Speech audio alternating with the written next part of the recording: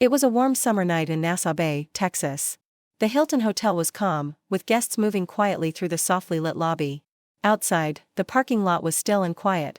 A silver Mercedes-Benz sat waiting, its engine running and its headlights cutting through the darkness. Suddenly, the peaceful evening was broken. A loud argument spilled out from the hotel's doors. Emotions were running extremely high. A few startled witnesses watched the scene, unsure of what was happening. Then, the sound of screeching tires filled the air. The night took a shocking and violent turn. Just hours before, life had seemed perfect for Clara and David Harris. They appeared to have a dream marriage. They both had thriving careers in dentistry.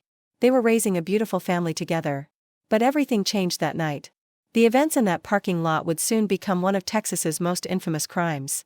Clara Suarez was born on February 3, 1958, in Bogotá, Colombia.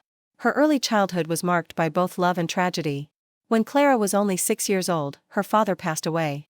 His death left her mother alone to raise the family. To provide for her children, Clara's mother spent countless hours sewing clothes for wealthy families in Bogotá.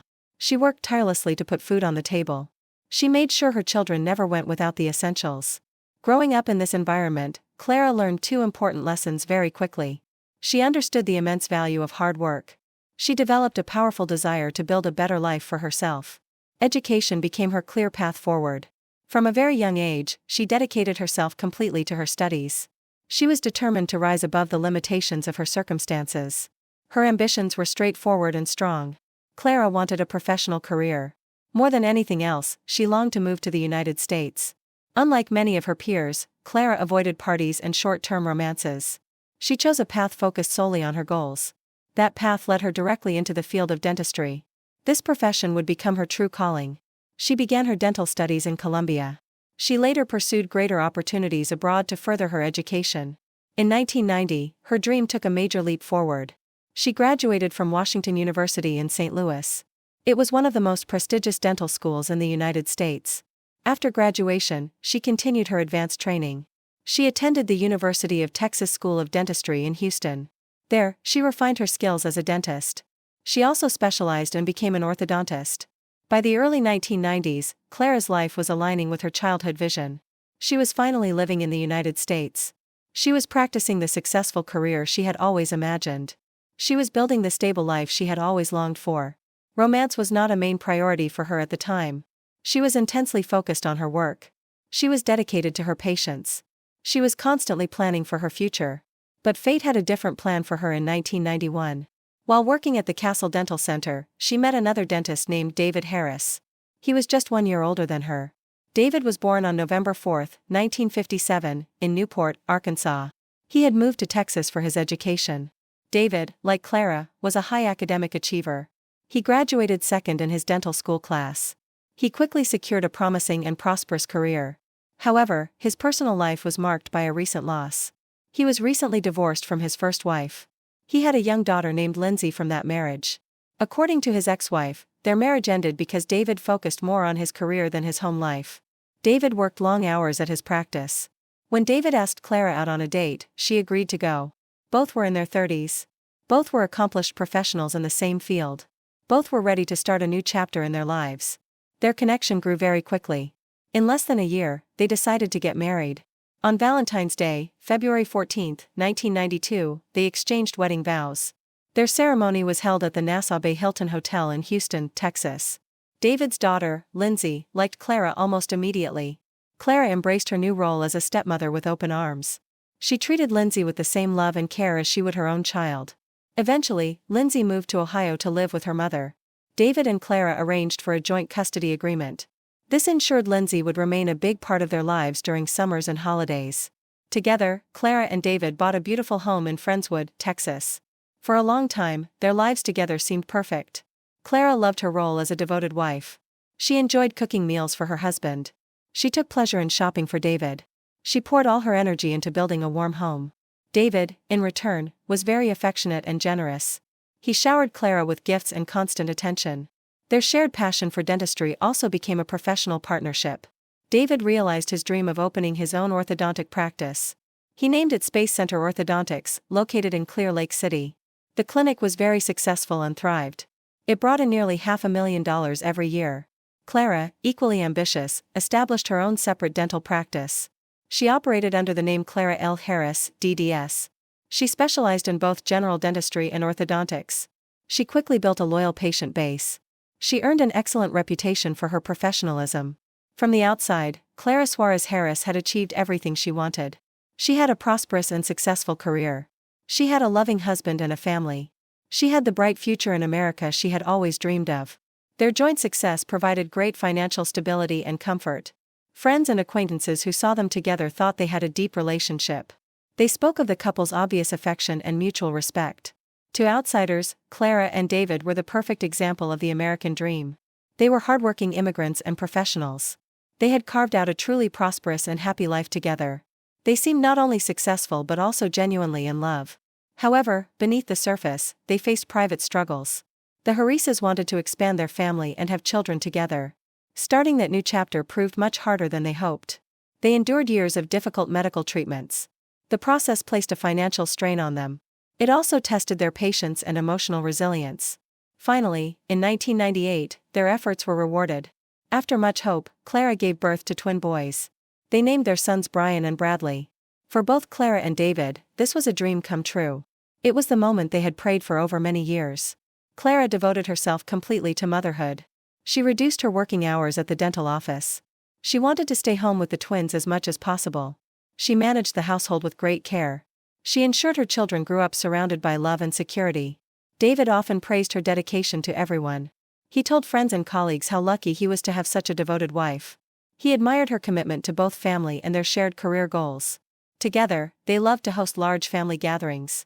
They threw elaborate birthday parties for the boys. They held celebrations that drew many relatives and friends into their home. But life can change in an instant. By 2001, small cracks began to show in their perfect life. That year, David made a decision that would change everything. He hired a new receptionist for his dental clinic. Her name was Gail Bridges. Gail was 39 years old at the time. She was recently divorced. She was raising 3 children on her own. She had once been married to a wealthy insurance agent named Steve Bridges. During that marriage, she had lived a life of comfort and privilege. However, her marriage to Steve fell apart. He accused her of being cruel and unfaithful. Gail strongly denied these allegations. Their divorce was finalized in late 2000. After the separation, Gail had to downsize her lifestyle significantly. She needed to find a job to support herself and her 3 children. She found work as a dental receptionist. At the very moment Gail entered their world, Clara was busier than ever. Her twin boys were no longer infants. But raising 4-year-old twins still demanded enormous energy. Clara was also working long hours at her own practice. She was struggling to balance her roles as a mother, a wife, and a professional. David, who had once adored her devotion, began to feel neglected. He felt Clara's attention had shifted entirely to the boys. It was during this vulnerable time that Gail made her move. Colleagues at the office soon noticed how much attention she gave David. She was a striking and confident woman. She was not afraid to blur the lines between professional and personal. Rumors about them began to swirl through the office corridors. Whispers suggested their connection was far more than just professional. Eventually, those whispers were proven true. In 2002, David invited Gail to a casual dinner meeting. That simple dinner quickly became something much more intimate. A romantic affair began to take shape between them. The relationship between David and Gail escalated very quickly. Soon, others in the clinic could clearly see what was happening. David and Gail were not very careful about hiding their relationship. This made the people around them deeply uncomfortable. Many of these employees knew and respected Clara. One of David's colleagues, a woman named Diane Sherrill, reached her breaking point. She had witnessed David and Gail together after hours at the office. She felt morally compelled to tell Clara the truth. Clara had already felt some suspicions growing. But hearing the affair confirmed out loud was utterly devastating. Her world seemed to collapse around her overnight. Heartbroken and humiliated, she contacted a lawyer. She started to explore the possibility of filing for divorce. But David was not ready to end their marriage. He insisted that he truly wanted to save their relationship. He promised Clara he would end his involvement with Gail immediately. Clara, still deeply in love, did not want her family torn apart. She agreed to try and work things out, but she set strict conditions. The affair with Gail had to stop forever. They needed to begin intensive marriage counseling together. This all unfolded in July of 2002. That same summer, David's daughter Lindsay was visiting them in Houston. She was 16 years old and spending her vacation with her father. She had been spending time at his dental office. She was learning about dentistry and thinking about following in his footsteps. But she, too, noticed the strange interactions between her father and Gail. She eventually decided to tell Clara what everyone was whispering. She confirmed that David and Gail were indeed more than just co-workers. Clara, though shaken, was determined to confront the situation directly. She drove immediately to David's dental office. She confronted Gail Bridges face to face. Gail, caught completely off guard, said very little in her own defense. Clara allegedly fired her from the clinic on the spot. David waited humbly outside during the confrontation. Yet, discovering the truth left Clara feeling restless and anxious. She needed more answers from her husband. She pressed David for details about the affair. She was desperate to understand why it had happened. She wanted to know what he saw in Gail that was missing in her. David admitted that the relationship with Gail was intense and obsessive. He even went so far as to compare his wife and his mistress directly. On paper, Clara was far more accomplished than Gail. She had more education and a stronger professional standing. But David revealed that he felt Gail listened to him more attentively. He even confessed that he preferred Gail's surgically enhanced appearance. His words cut Clara deeply and caused immense pain. For a woman who had sacrificed so much for her family, the betrayal was unbearable. But instead of giving up, Clara resolved to fight even harder for her marriage. She threw herself into a frantic plan of self-improvement. She booked appointments with an expensive hairdresser. She got professional manicures. She even consulted with a plastic surgeon. She paid deposits for liposuction and breast augmentation surgery. She also adjusted her work schedule to spend more time with David. She tried to address his complaints about feeling neglected at home. Friends began to notice a dramatic change in Clara's behavior. She seemed completely consumed by the affair. She talked about Gail constantly in conversations. She started exercising with intense obsession. She worked endlessly to refine her appearance. She searched endlessly for reasons to explain his betrayal. She even managed to obtain Gail's personal phone number. Stories later circulated that Clara began calling Gail directly.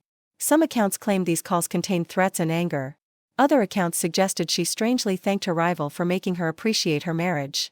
David, during this time, confessed his infidelity to his pastor. He promised both Clara and his devout parents that he would change his ways. Together, he and Clara began attending marriage counseling. They hoped to repair the trust that had been broken.